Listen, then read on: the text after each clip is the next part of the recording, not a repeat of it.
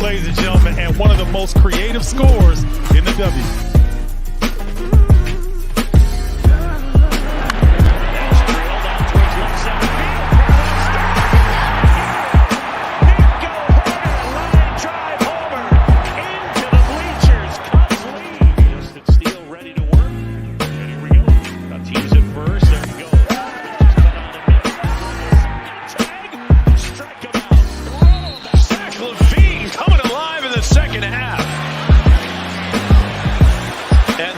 Starting to go on a rampage here. They've cut it to 5. And with the first overall selection in the 2023 NHL Draft, the Chicago Blackhawks are very proud to select from the Regina Pats, the Western Hockey League, Connor Bedard.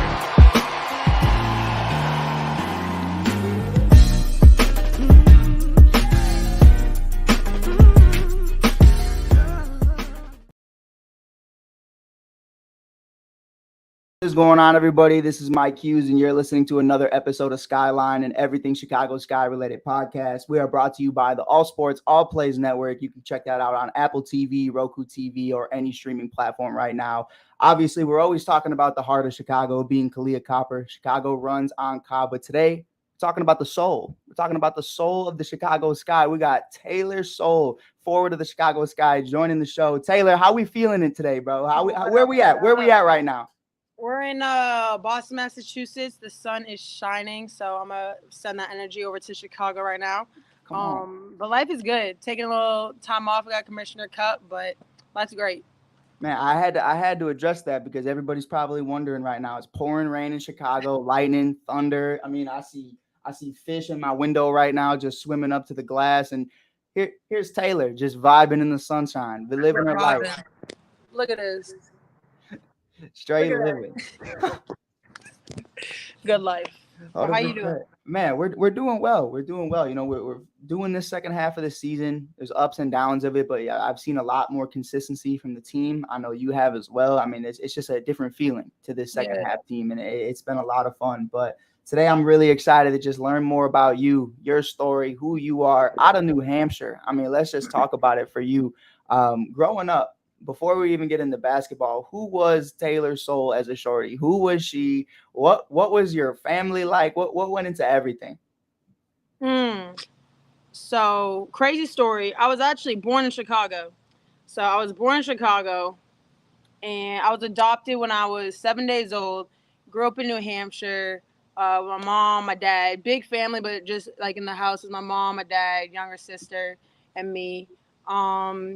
And we were just like athletic kids, just like always in the neighborhood, small town, but like big personality. And I just like always been around sports. So like I wouldn't really call myself an academic, but you know, it got me to where I am. But sports was definitely always my thing. And I feel like I've always been a person that likes to be around people. And so sports was always just like a great place to do that. And obviously it's gotten me here. So no complaints. No, most definitely. Even now, when I was in college, it'd be like, "Are you a student athlete?" I'd be like, "I'm an athlete that goes to school. I don't know about the student part, but you do what you got to do." But yeah, you get the passing grades. You know, taking us through though, having those conversations, being in New Hampshire, obviously a different demographic than it is in Chicago. Can you kind of take us through what life's like there? What was that like for you growing up there, obviously being adopted, finding out who you are really as a person? What were those experiences like? I think I got really lucky. I know I got lucky with the parents and like the community I grew up around. So we were around like Dartmouth College, and obviously it was diverse in its own way, but like not like Chicago. And so my parents honestly always reminded me of like where I came from, who I was. And like I knew that I was different, but I never felt bad about it. Like from a young age, I was a part of like some clubs where it was like after school programs for children of color. I remember when I was like maybe like 6, my mom took me and my sister back to Chicago, like showed us where we were born and stuff. So it was like definitely, now that I'm 23 and like looking back on it, I want to say I wouldn't like wish it on any like African American kids kind of like grow up in a predominantly white community, but I think it shaped me into who I am today. And I wouldn't change that. And again, honestly, all credit to my parents for raising me and my sister like in a way where like we still felt like proudly Black. Without a doubt, without a doubt. And I do want to ask you though, what part of Chicago were you from? It was like South Side, like it was not great, and I ain't never go back. I think my birth mom might still be out there, and I got a couple of siblings actually. So like there are people out there that I'm like I don't even know if like I passed them on the street, like if they ever been to a game or anything like that. But they're out there in Chicago, so it's kind of crazy. Taylor, you were passing the vibe check until you said South Side on the North Side. So it's okay. It's okay. We'll make up for it. It's okay. We'll recover really well. I promise.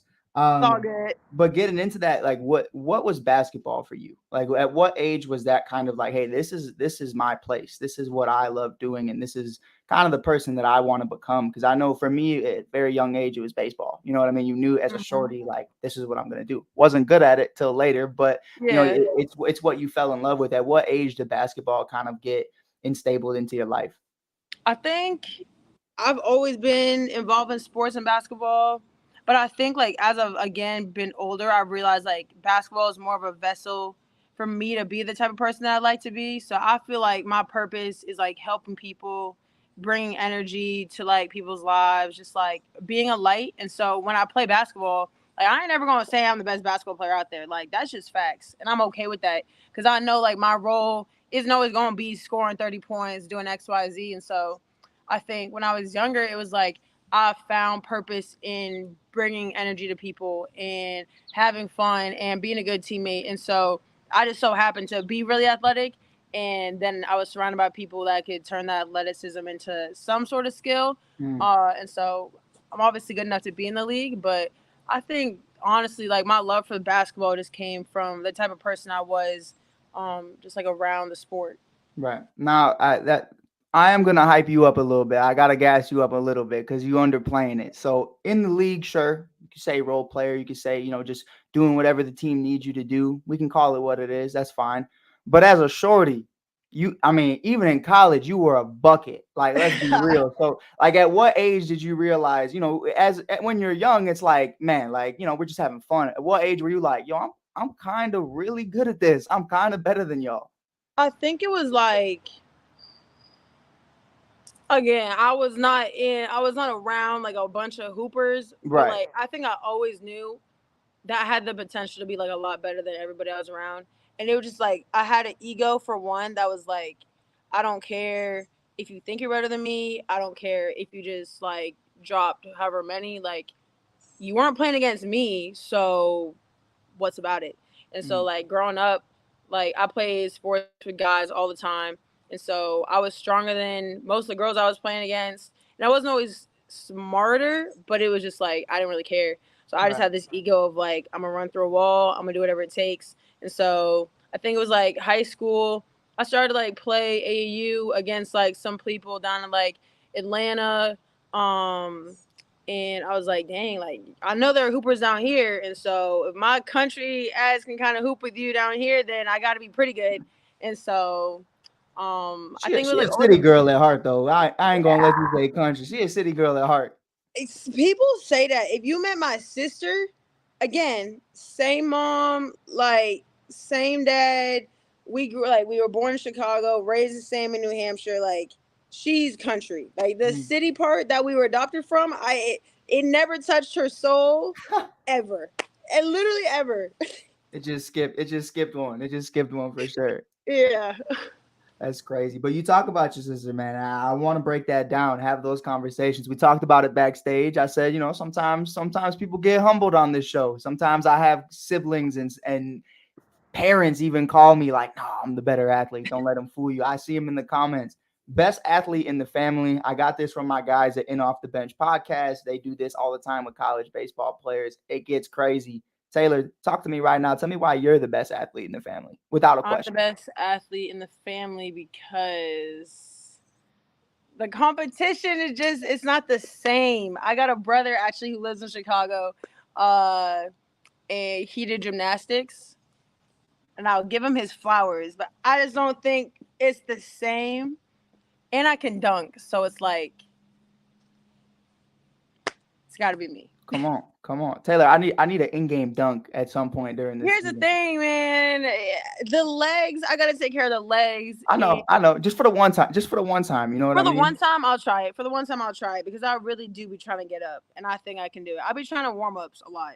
100%. I mean, I've seen Ka like early on Ka, not like the last 2-3 years, but like early Yeah. on Ka when she still has that bounce, but like she's very protective of her body now. But Yeah. I used to see her get up there like that. I never saw her do it, but I was like, Ka could dunk if she wanted to dunk. Like I felt like she could. I always see. I gotta ask her now. I gotta ask her. I mean, you see her take it to the rim, and you see her like how high she gets. I'm like, she's got to be able to dunk. It's the way she gets up, but like stays there. Her Right. and Dana, their ability to get up and then hang there for a second and then take a shot or like cause a up or under, it's crazy. I was talking about it the other day. We were talking about it in a pregame. I think it was it wasn't Washington. It was before that. I think it was New York. Yeah. And I was saying, like, she reminds me so much of Derek and Derrick Rose, like, in the fact that, like, Yeah. she can shift her whole body while floating. And it's like, Yeah. I go up and it's like just straight down. And that's just what it is. And it's like, this woman, I mean, she's doing like a whole act. It looks like some extracurricular shit. Like, I don't know what's going on. Like, it's crazy to me because I'm like, you're literally a Skywalker, bro. Like, that's what, like, you're flying right now. It's crazy. Like it's like in slow mo, trying to block the shot. You just see her go up, under, and you just gotta say, "Damn." 100%. But I want to talk to you. Obviously, we were born in the same year, so we had very different ideas of what we wanted to do. For me, it was like ball was just fun. You know, we were just hooping, we were just playing baseball, whatever it was. You didn't really have that idea of I could take this to the next level. For you, when did you start hearing from colleges? When did you start having those conversations? And how did that kind of shift your mind to like we talked about earlier, kind of you always knowing you could take it to that next level, but when you start hearing from people, you're like, okay, this is happening right now. Yeah, I think it was like my junior year, going to like my sophomore year, like later into my sophomore year, because I played like soccer like pretty competitively for like a hot sec, and so I like didn't really think about, not that I didn't think of college like athletics, but like growing up, it was never really, I'm gonna go to college and like play a sport. Like there were some smaller schools around my area, like in-state schools that I was thinking about going to just like for academics. But it was like my sophomore, junior year, and I went to like an all-star game for my high school, and there was some girl, and she was like, "Hey, yo, like we got an AAU team in Massachusetts, like 2 hours away from where I live," and she's like, "You're pretty good. My coach thinks you're pretty good. Come." And like that's kind of when college coaches started to call. Because instead of me being in New Hampshire, I was out in like DC, North Carolina, like Tennessee, ATL, like where people could actually see me. And so when people started calling me then, I was like, okay, like if y'all are calling my teammates and I know their buckets and y'all are calling me, then it's got to be pretty serious. Without a doubt. How did for Virginia Tech specifically, kind of getting into that, what made you want to go to Virginia? What made you want to have those conversations? Because it's not, we look at that and we talked about it behind stage, talking about you and Traylor and just being the first two to ever be drafted into the W. It's not a renowned women's basketball school. What really was the deciding factor for you that you wanted to go to Virginia Tech? Yeah, that whole time was like literally so crazy in my life. Like I swear the last like year and a half in like Virginia Tech like changed my life in like crazy ways. And I think around that time I just knew I needed to make a change. Like it was either go overseas and play basketball or go back to school. Like I wasn't really thinking about going to the league here yet. Like I knew if I wanted to try to play professionally like in America, like I wanted to be like the best version of myself. And so I had a teammate at Boston College who had committed to Tech like a couple weeks before. I played against Virginia Tech for 4 years, literally never won. But I had like a sense of like kind of how they play. Like they weren't going to be the most athletic team, but like they were smart. And I liked that. And I knew that Kenny Brooks was real smart and could help me kind of get to the next level. And so it felt like a no-brainer. Like I was like, I'm either out or I'm in. And so I just went on a whim. I didn't go on a visit. I didn't see the campus. I saw nothing. I hopped on a Zoom and they were like, so when are we getting you to campus? And I was like, I don't care. I'm just going to come. And so it was literally the best decision I ever made. I have no regrets. And yeah. Best teammate would you say you had at Virginia Tech? If you and I mean to put you on blast, but if you could think of one person, who was the person for you that you were like, that was my favorite person I ever played with? Ooh, play. Just okay. If I was teammate, like best teammate there that I can like think of off the rap is my teammate Demo, Deasia Gregg, and it's a gut feeling. She went JUCO route, one school, two school, like off the bench, like comes in, does her thing, like great teammate, funny. And we'll kick it for life, and so she definitely one of the teammates that I always got a shout out because she a real one. Without a doubt, without a doubt. We talk about the draft as a whole, really breaking that down. Obviously, we still got so much more to talk about with you, but we're definitely going to get into all of it. But the draft specifically is such a weird one because, Yeah. when you look at the first round, the Aaliyah Bostons, the Diamond Millers, and they're all there, they're all present. It's all a big thing. Take me through what those conversations were like for you. Did anybody talk to you about what round you thought you were going to be drafted in, or any teams speak to you about, hey, listen, this is what we're thinking about doing? How does it really go in the W for people that don't know about the whole process? Yeah. So for me, honestly, it's a blur, but I feel like I got to talk to, I talked to like LA. I talked to Phoenix a little bit. I didn't even talk to Chicago or Minnesota, and so it was kind of just like small conversations, like what or like what do you think your strengths are, like where do I think I can get better, what type of player am I, and kind of like seeing, it honestly feels like speed dating a little bit, like what can you bring, what do I need, and kind of like where do we think this is going to work or not work. And I learned really quickly, like it's so interesting because the league is growing so fast. And I think there are some false narratives about the league. But I learned that like there are a lot of people that genuinely care and like want your best interest at heart. And I think it's hard because of how you gotta cut people and people gotta be waived. But there are people out there that they'll see you down the line and they're like, hey, like I still got love for you and I want to see you succeed. And so yeah, it was crazy. Never talked to Minnesota. I saw my name pop up and I was like, what the heck? But it was a blessing, and same with being in Chicago. But yeah, the whole draft thing's crazy. I'm glad I didn't have a camera on my face because I would have been like this the whole time. I've been like, I don't even know where Minnesota is, dog. Like, what do we? Like, But no, what? I definitely agree, and I'm definitely we're not gonna get too deep into it because I know you're here right now. We're not getting Taylor fines, but with the commissioner and a lot of things that go on throughout the league with rookies getting cut and just the lack of a bench, I truly feel like throughout the entire league, not just the Sky, not just anything else. Like we got some dogs on this bench, but we definitely could have more because there was a point where we had 7 people available because of the injuries earlier on this season. Like that's crazy. That's crazy. And you can't add anybody. Like you can't add the Keanu Trailers, who by the way was given buckets in Toronto just 2 weeks into the preseason. Like I don't even there's so much that goes into that. And it's just that's what it is.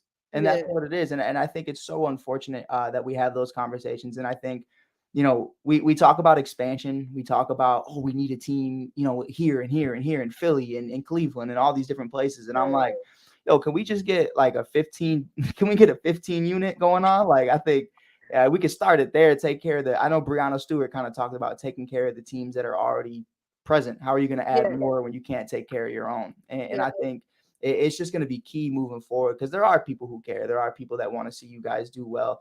But obviously drafted in the third round in Minnesota, no prior knowledge to them, no prior understanding that this was even going to happen. What are those conversations like? What's that phone call like? And how soon after are you really getting into it? yeah. Well, it was like I'm telling you, like from the KT thing about us switching teams, Mm-hmm. me even being drafted to Minnesota because my mom is from Minnesota. So like I've been to Minnesota hundreds of times. Like I used to go like every Christmas, all this stuff.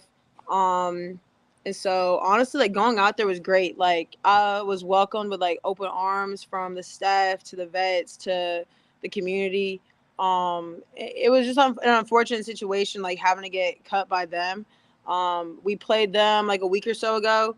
and I got to see like all my friends, and like there was still like a lot of love there, and I feel like it's hard because like I feel like I'm a dog. I feel like I could be on a team, but there's money. There's not enough money, and so business decisions have to be made, and so I just try to have a positive outlook on it and be like, kind of what Brandon Stewart said. It's like, yeah, we definitely need more teams, but you got to take care of what we got right now. Like, we were flying out of Washington yesterday, and by the grace of God, I was just coming to Boston. So my flight got delayed, but I still got out. My team didn't leave Washington until this morning because their flight got delayed, and then canceled. And so there's like a lot of things that need to be addressed in the league. And as a rookie, I'm really just trying to soak it all in and see like what needs to be addressed and kind of where I can help out and see what I'm passionate about. And I think travel is definitely one of them. I'm tired, and I just think roster spots is another one. And so I just think more conversations just need to be had, just like open and honest ones, and ones that are hard, and like an answer doesn't even need to be made right there. I just feel like people need to hear each other, because there's a lot that needs to be done, but also we're still young, and a lot of good things have happened so far. No, 100%. And I think, I'm always devil's advocate because this one I can say there's no commissioner involved, but like it's bullshit with a lot of it, especially with the Aces and Hamby. And then you look at Skylar Diggins Smith's situation with Phoenix, can't even use the facilities after having a fucking baby. And I'll Hey, say that baby. like a whole child. And it's like, and dealing with what she dealt with the coaching staff, which got fired. Everybody got terminated at the end of last year and still dealing with shit. It's like, okay, well, obviously it wasn't the coaching staff if these things are still an issue. But De'Erica was such a huge one for me, especially with Becky. And I love Becky. Becky's great. But like, in your own, like Becky's great to me. You know what I mean? Like we've had great conversations together. But as a person, I can't speak on that now because it's like this is how the league treated it and the league allowing things to happen that way. It's something that the NBA couldn't even fathom. It's a conversation that they wouldn't even be able to understand. It's so different. So I do want to touch on something you mentioned though, because I think we talked about it. It is the wildest thing ever. The only two women in Virginia Tech women's basketball history to be drafted: Kayana Traylor to the Chicago Sky. Yep. And Taylor Soule to the Minnesota Lynx, who are now switching. Taylor obviously coming back home to Chicago, and Kayana, who we miss because absolute bucket, was now on the Minnesota Lynx. Can you talk to me about those conversations between each other? Well, what is that even like, knowing that you guys you go into the league expecting, hey, this is my home, and you guys are talking about it, and then it's like, nah, you know what? We'll just switch. Yeah, I think between us, like we always knew one, just like we always have faith that like everything is gonna work out. Like it might not work out today, and you might not know how or why, and it might not feel great in the moment, but everything is always gonna work out. And so when she got drafted to Chicago, it was like, bet you do your thing. When I got drafted to Minnesota, it was like, bet you do your thing. And then when we switched, it was like, that's really weird, but like, go do your thing again. And so when we were in Canada, that was crazy because it was like, dang, by the grace of God, like we are here. Like we got drafted. We're in the first ever WNBA game in Canada. We both got to play.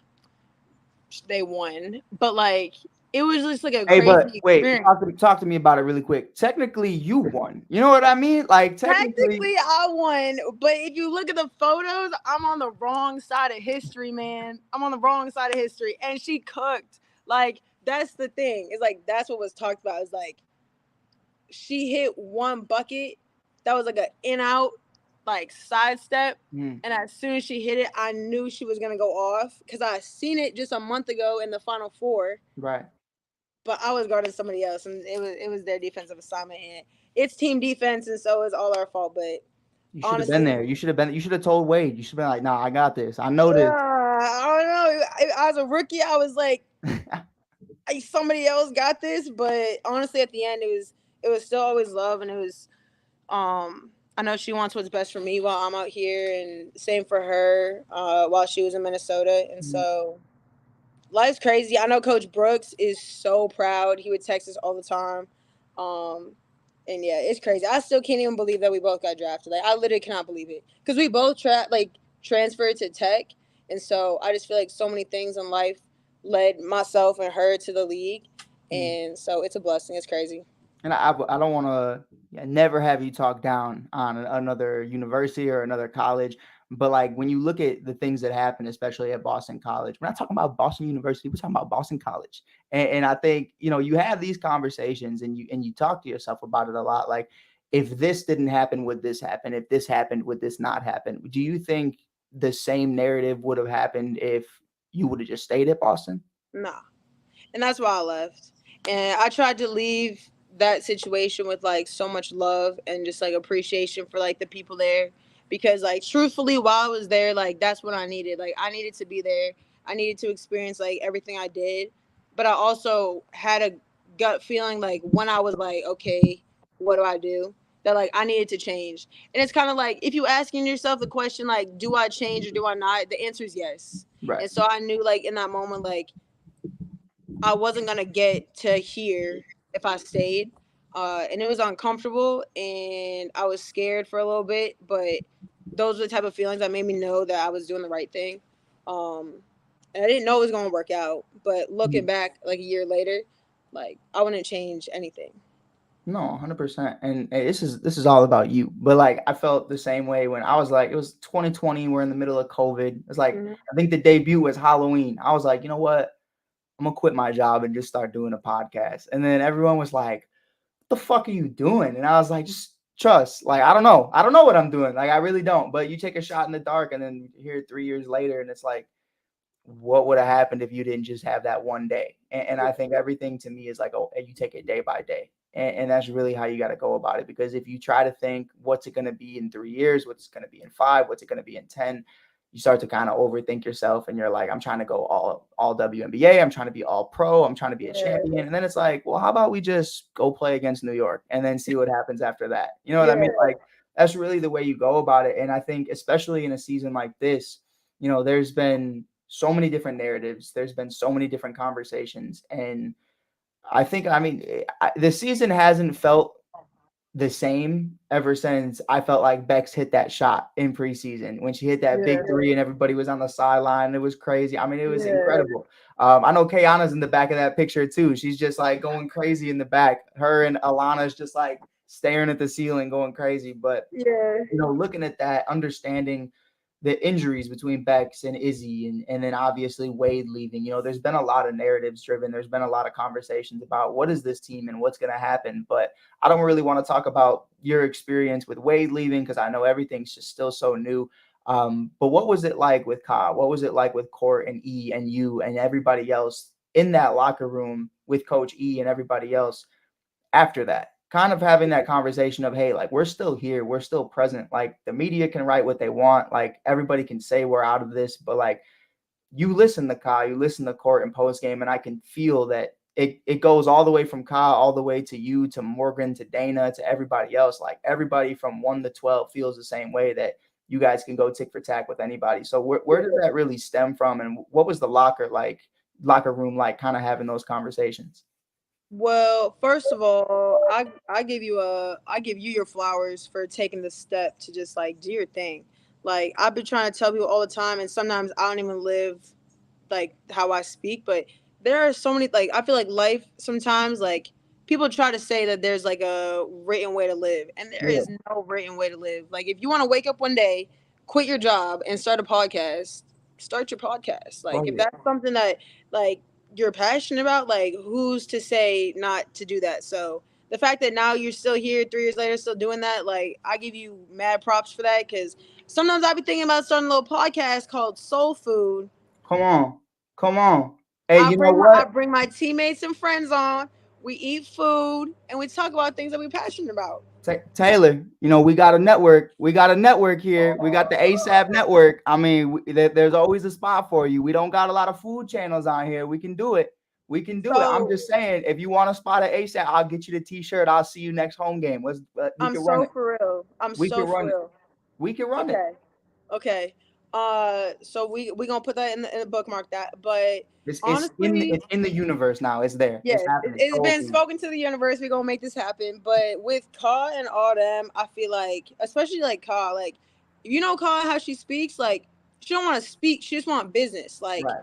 we either gonna do it or we're not gonna do it. Like, we're either gonna get the job done or not. Like, there doesn't have to be any like fluff about it. And so it's obviously been difficult, and especially me coming in like when I did, and then individually trying to figure out like where I fit, and now the team's trying to figure out everything, and the vets are trying to figure out like where they might need to step up. And so there's definitely been growing pains, but I think everyone's done a great job at trying to like manage the media and like manage the narrative, but also just realize like it don't matter. Like, at the end of the day, you just gotta hoop, you just gotta play basketball, and you just gotta stay connected. And so I think we got a great group of people that want to win and that want to get better. And so not every day is going to be our day. And I think we're all realizing that, but like, that's basketball. And so, yeah, like, we can compete with anybody when we want to. Like, Right. we can be as great as we want to, and we've shown that. And so right now it's just about being consistent. And so every day we're just trying to get better, rest, and compete. 100%. And you know, I think like I always feel like when like in media, we understand like, yeah, we're not on the team, but like we've been here for you guys for the last several years. I've been there for the last 3 years, and I remember 2021. Like I remember we were there covering it, and I'm like, Yeah. everyone's sitting there acting like to me at least, and this is just me and you chopping up. Like I'm not trying to gaslight nobody. Like I'm just Yeah. keeping it a bean and what it is. Like, hey, the season's over. Like, how are you feeling about? I'm like, you know, the year they won the chip, they were 16-16. They were the last fucking seed in the whole thing. And Dana talks about it all the time. and I tell Dana and I tell Kyle, and I'm like you guys got to keep like remembering that, like have that conversation of like Courtney was down, Allie was down, Candace was down throughout the season. Right now, Rebecca's down, you know, James is gone, and you have these conversations about Izzy coming back potentially, and it's like, Yeah. you know, God forbid to the rest of the league that they come back by the time playoffs start or even the second round. Say y'all get to the second round, like it's a problem. It's a problem because Ka's not who she was 2 years ago. Ka's 10 times better than Ka was the fourth best player on that team 2 years ago. She is 10 times better than the player she was then. And she was the finals MVP then. That's crazy. So like it's those conversations of looking at that and seeing how deep you guys are on the bench. I know Taylor got the ball, I'm good. You know what I mean? Like we had Morgan got the ball, I'm good. You know, Dana's got the ball, shoot. Dana should, if it wasn't for how deep this team was, and I don't paint who should start, who should not, but like Dana could start, I would bet on 8+ other teams in this league without question. And it's just how deep this roster is to the reason why she isn't. And that's a beautiful problem to have.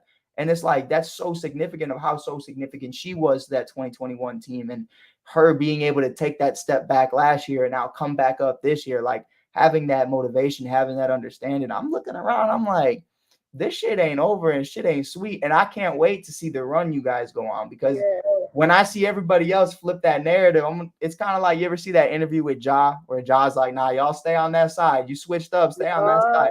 That's really what it is. And it's so crazy that like we have these conversations all the time, and I know you feel it too. And like I always say, I'm sorry. First time me and you chopped it up like 15 minutes ago, I was like, oh, I'm sorry. Like I'm sorry this is happening. I'm sorry this is the narrative. But I think it's such a good thing at the same time, because it's like right now you sit in it and you're like, all right, cool, say nothing. And then when things start going really well and things start coming into fruition, maybe it's in the fall, maybe it's next season, who knows?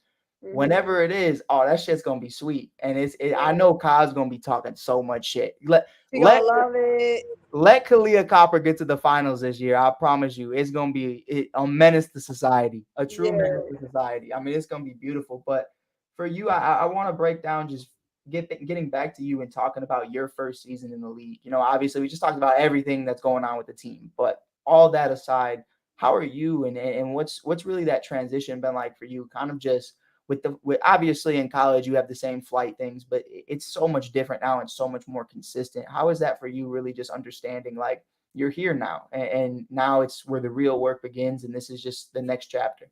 Yeah, I think it's crazy. And I'm blessed to be here. And I think one of the hardest parts, honestly, is like is taking advantage of every day you're in the league, because truthfully, it's not a league where you're gonna be there. So it's not like, oh, there's a spider right there. it's not like you go to like a tech and I'm not going to be cut all season. I can like plan out who I want to become, do this, do that, do that. Right. When you're in the league, it's like you can plan like that, but you might be cut tomorrow. Like, so you got to really make sure you're taking advantage of watching film, taking care of your body, like asking questions, like learning new things. And so I feel like that for one has been like a big transition for me. And then the second one is just like my role. Like when I was at Boston College, it's like you got to score 20 points a game or we're not winning the basketball Right. game. At Tech, it was like you can score 12 points a game, solid, like fast break points, but defend, like get rebounds. And so now here it's like, okay, I'm not taking 20 shots a game, but I might need to pass the ball 20 times. I might need to set really good screens. I might need to cheer really loud on the bench. And so just finding like different ways on like now how I got to hoop is so different. Like changing your mind to like be more of an offensive threat in different scenarios is like the weirdest it's like the hardest thing for athletes to understand. And then you got to go overseas and they're like, I need you to score 20 points a game. Right. It's like, damn, I was just a rookie on the bench like cheering on my Right. 3-time all-star, just taking 2 shots a basketball game, and you over here telling me I got to be the one. Right. Okay, like I can do that, but I feel like that's partly one, like the narrative that people got to talk about, like that is really hard, like and it's challenging and like messing with your confidence. And so that's why one, the league needs to pay more so athletes don't got to go overseas, so you can kind of stay like in your role. And then also like it's kind of hard to hoop like that, but it's hooping, so that's a good problem. And so I can't complain. I just figured it out. No, for sure. And I commend you for that too, because it's one of those conversations where it's like you made it, but you didn't, because it's like, Yeah. like even, all right, respectfully, because I'm not trying to get fired by no networks, but you have those conversations where it's like, yo, we're a reporter for the WNBA. This is awesome. This is cool. And then in the winter, yo, I'm in the back of a truck at UPS at 2 a.m. Like, what the fuck are we doing, bro? Like, I'm with this guy Mario and he smells horrible. Like, what are we talking about? Like, this is horrible. But you understand when it's time to play, it's time to play. But like that's the complete conversations about what we're talking about with the W of it growing. We're gonna add more teams. Okay, well, how about we just pay the players we got and we add more players to these current teams? Like, you have those conversations, and it's like, if you're not gonna pay me more, at least add more of us. You know what I mean? Like it's cool. It's cool with me if you add more of us. Like it's less on you. But you talk about that transition in overseas, and I know Rebecca has been so adamant about like that transition. I mean, an absolute stud at UCLA, and then 10 plus years overseas, never cracking the WNBA. Last year she comes in and everyone's talking about her being, potentially rookie of the year, and she came out of nowhere. Like, nah, if you watch FIBA, if you watch women's basketball overseas, like Rebecca Gardner is a household name. She just won MVP of her league not too long ago, before her injury. So can you talk to me about that difference in, those conversations? And maybe here it's like they slowly want to weed you into the player they know you can be. Like I'm sure with the Sky, there is such a bigger picture for Taylor Soule, and I think it's going to be a lot of fun seeing you become that. But on the other side of it, Emre, I'm not saying nothing. I'm just saying, stick her in overseas, she could do it right now. You know what I mean? Like, but that's like the conversation. So what is the difference between overseas to you, between the WNBA, and why do you think it's so much more aggressive? I think, I don't know. Ask me in 8 months, honestly, because I haven't even done it. So I feel like that's, from what I've been hearing, like that's just the difference. Like as an American, you got to go over there, and it's different for every team, and it's different for every country you go to. But like on some teams, it's like, okay, like the player that you were looking up to on your team in America, like now that's you. And so like it ain't a bad thing. That's just like what it is. That's just like what your role has to be. That's why they asked you to come over there. And so I talked with like Beck and with Rob, because like Rob especially like knows.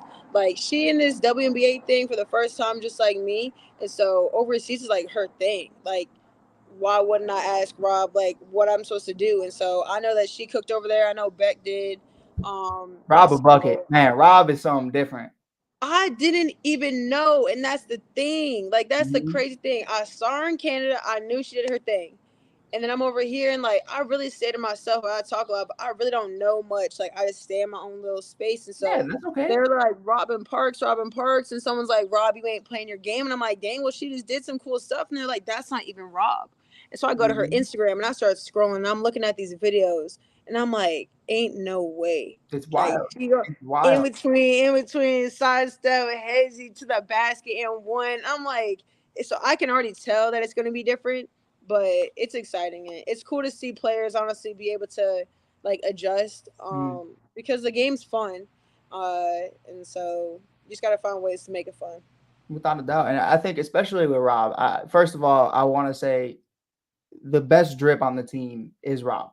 Robin Parks as the best drip. You got some solid drip. I think okay, top three. I'm gonna give top three. I'm gonna throw you in there. No order. I'm gonna throw you in there just because you're here and I don't want you to dog me. But Appreciate you. I think you have those conversations. You see Ka. I see Ka. I appreciate Ka. But I'm gonna throw in Dana. I think Dana goes crazy. Dan is underrated for sure.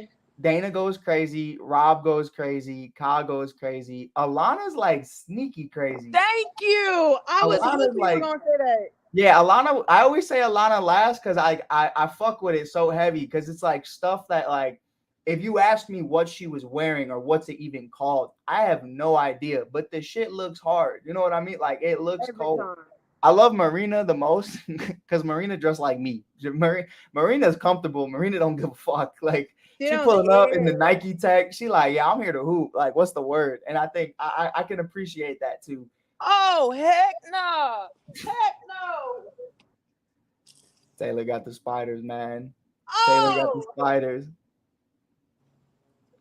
I really just had to like not cuss so many times. Oh, you could cuss on here. It don't matter. What the fuck? It don't Oh, matter. hell nah. There was for real a big spider and it was standing on the table the whole time. And as you're talking, I'm listening and I see it like staring at me. And I'm hoping it's its butt. Like I really am. I'm like, please don't be looking at me. And you said one word and that thing like fell from the table. And I Oh man. Dude, you said that like 10 minutes ago too. That spider's been circling that table for a minute. yeah, That's we cool. good. Nah, 100% though. But like it's definitely one of those things for me where you look at it and you go like that's the part of the league you love. You know, you love seeing the game fits, you love seeing the pregame warm-ups, you love seeing you guys do your thing, and I feel like it's just not talked about enough. But before we get you out of here, I do got one last question for you. The remainder of the 2023 season, what is Taylor Soule's goal? We always ask everybody what their goal is. Chaz gave me a great one. Chaz was just be the best version of me I can be. And it was I was like, yes, sir. Whatever you say, boss man. But for you, like what is something that you want to accomplish other than dunking for me? And when you dunk, I want you to look at the camera. I want you to do it. You gotta do Okay. you know what we'll do? We can figure it out right now. Because of what you just did, I want you to do the little Spider-Man real quick. I want you to go crazy. Yeah, that's okay. Okay, so that's one. I think for the remainder of this season, I just want to keep building myself. Like I think that's the goal. Like build myself physically, build myself like learning wise, like building a name for myself like within the league. I feel like that's definitely my thing. Like just leaving a footprint. Because once you're in the league, like you really don't know like how long you're gonna be here. You don't know. I could go overseas and I never touch the WNBA ever again. Right. And so however long I'm here, just make the most out of it and keep building. Yeah, I mean, we were just talking about Emma Mieseman the other day. Emma can Yeah. be a starter in this league right now, but she makes 10 times more money overseas. And she was just like, yeah, fuck that. I'm staying in Belgium. And Julia Alemán too. And it's like you have those conversations and you're like, maybe Taylor Soule likes it wherever she ends up going. And it's definitely a possibility. But Taylor, we appreciate you hopping on. We truly do. You and your spider did y'all thing. It was so much fun. You can definitely check Taylor out on every single Chicago Sky game. You definitely have to tune into those. But if you want more of her individually, you can check her out on Instagram on Taylor Soule 14. You can check her out. She has the best pregame drip in the world. You love to see it. And you can check her out on the ASAP network at Soul Foods. I mean, come on, it's happening. We're speaking it into existence. It like sounded great, didn't it? I fuck with it. And I really like feel like it food, makes so sense. I think we can rock with it. I really do. We gotta talk to some people. I just feel like it's too good to not be a thing. We're gonna talk to him. But until then, we're gonna check you guys out on the next one. This is Mike Hughes from Skyline with Taylor Soule of the Chicago Sky. This is the All Sports All Plays Network. Peace. Peace. All sports, all plays. All sports, all plays. All sports, all plays. 365, we making up plays. You talking the game, get you to the days. We're high in the court, the dime in the lane. Variety, topics, living the same. All presentation, sports information. In the airways, taking the nation. All sport, all plays, like working your faces. Grace at the field, so tie the laces. All sports, all plays.